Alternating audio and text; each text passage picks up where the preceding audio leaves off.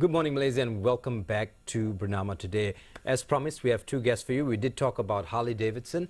Now let's take a look at something interesting or something different this time around. The Malaysia-India Chamber of Commerce, better known as MyCom, is a business chamber and an association of business concerns and professionals with an interest in business and economic relations between Malaysia and India. MyCom came into being as a result of the many trade fair relations that was forged during events such as the Global Indian Shopping Festival and the Diwali Carnival. You remember that, held in Kuala Lumpur, Malaysia?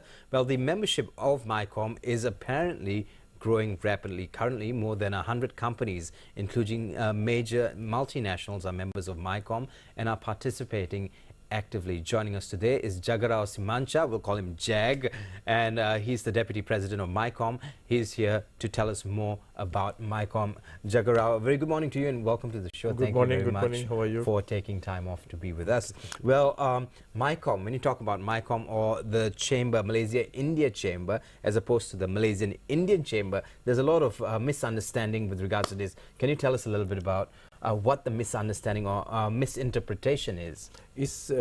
Practically is what happened. I think in Malaysia that they have actually various of chambers. I think due to our race relations of the past 50 years. So what happened? We have Malay Chamber of Commerce, we have Chinese Indian Chamber of Commerce, and Indian Chamber of Commerce, and we got National Chamber of Commerce.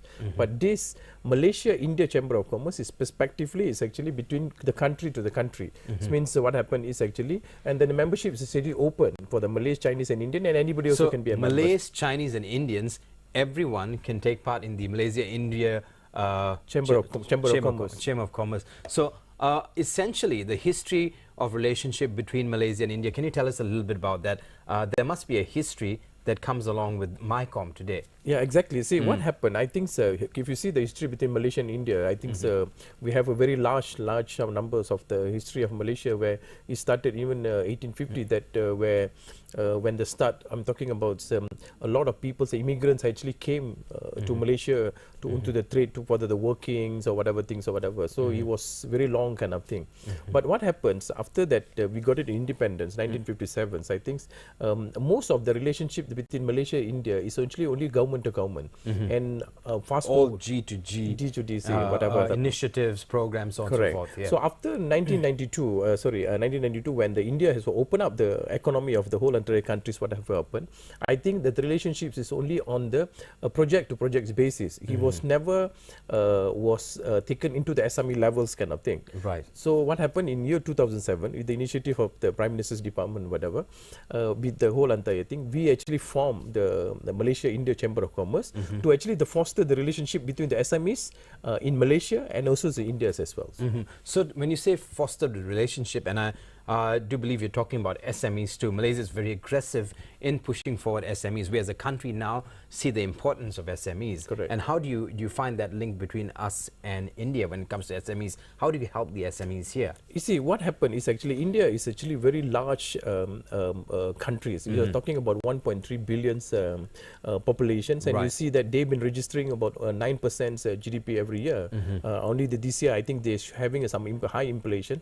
I think the whole thing have even gone down also to the 5%. Right. So what has happened is actually either to Malaysia, we have to see that India is actually a very large market kind of thing. And in Malaysia, especially the SME market is actually, you see that is actually the backbone of any countries in terms of economic growth kind of thing.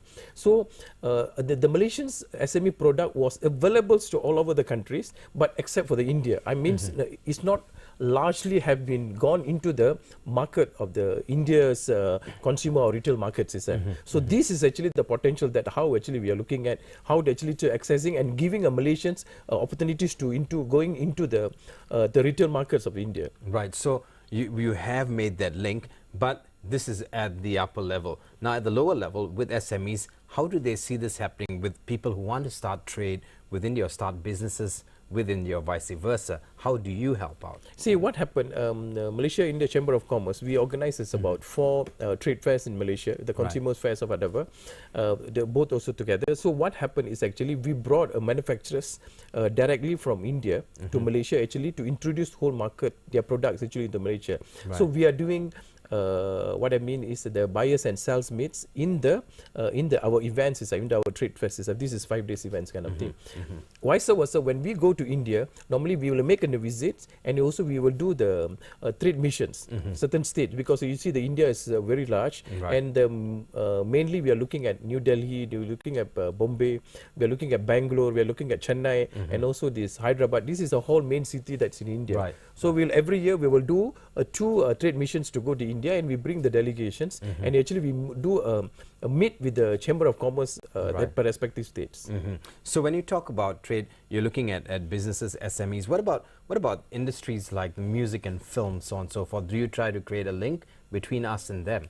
You see, if you see that Malaysia, you see that if you see from that particular perspective, is actually the film market and also the music market is actually very large. And you know, Malaysia, we have about 2 million Indian population, which is the largest for Indian of origin live outside of India throughout the world. So ours would be the largest. Correct. Or Malaysia would be the largest Indian population living outside India. Correct, that is the largest. So what happened is many collaborations that you're looking at is actually many film industries, film makers, music makers wanted to make a Malaysia as the hub, and also they want to do the films and everything. That assistance you normally will give, because they need so many assistants on the getting an approval from Tourism Malaysia, and also from Puspal, all kind of thing, and also from Malaysians kind of side, because we are very closely affiliated with the South India's films producers and associations. So a lot of links that whatever they want to get connected, actually we will them to go and see them, and they get them to liaise actually what they're supposed to do. Right.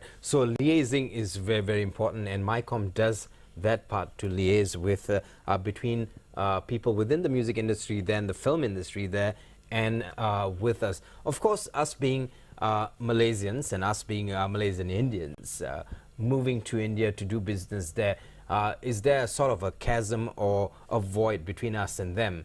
Or do they say, look, you know, if we do business with these people, we need to keep a distance because they're Malaysians? Do these things happen within India? You see, as much as a lot of Indians here would like to think of themselves as Indians from India, people there don't think like that. Correct. And you see what happened, I think as times grows, I think even Indians are looking at that now.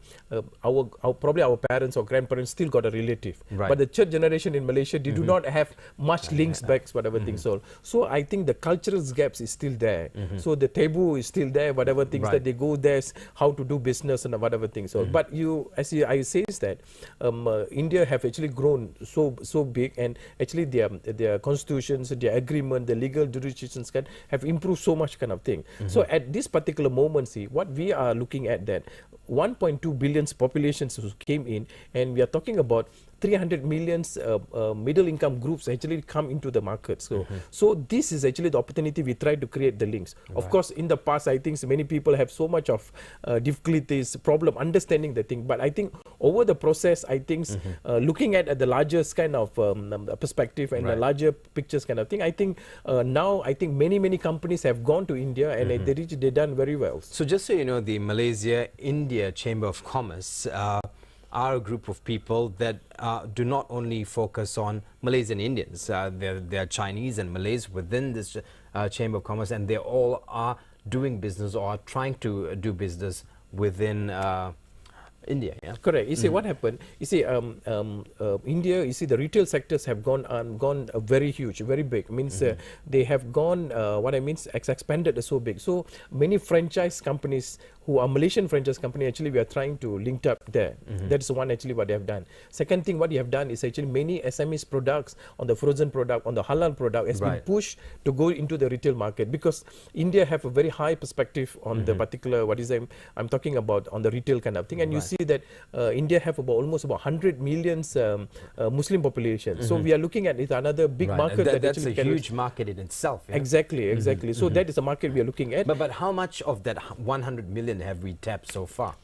I think we only able to tap. I think we only able to tap on the bigger market. I'm talking about the 5 big major city, but India have more than that. I'm talking about bigger market. So it's actually, you're talking about Malaysia about 28 million population, but India is so huge. So what we are trying to do is actually we are trying to connect it with all the Chamber of Commerce, and on top of that, how actually we can do a liaisons, and we're talking to the businessman directly how actually we can help and give the more information to Malaysians businessmen itself. Right. This is all very interesting. Of course, if I want to find out more, we've got about 40 seconds left. For those of those who want to find out more about MyCom and the Malaysia India Chamber of Commerce, is their website? Yes, there's a website that www.mycom.rg.my. www.mycom, that's MAICOM org.my. .org.my. Very quickly, your message to those watching us this morning about MyCom. See, what happened is actually we have, the Malaysians is actually, we must penetrate, and also we have to make use of the what actually the India is all about. I think India is going to be one of now is the second fastest growing economy in the world, and I think in the near soon I think they will become one of the biggest in the world itself. So we are hoping that more and more Malaysians to take advantage on this particular opportunity. So take advantage on the opportunity. There's big business potential within India. Think about it, especially if you're with an SME or if you're thinking of getting into SME. It's a great business opportunity. Thank you very much, Thank Jag. you very much. Pleasure speaking to Thank you. Stay with us right here on Bernama TV. We've got the news updates coming up. We'll be back on Monday with more for you on Bernama TV. On behalf of the Bernama Today crew, I'm Jared Ratnam signing off. Have a great weekend. Have a great day ahead, Malaysia.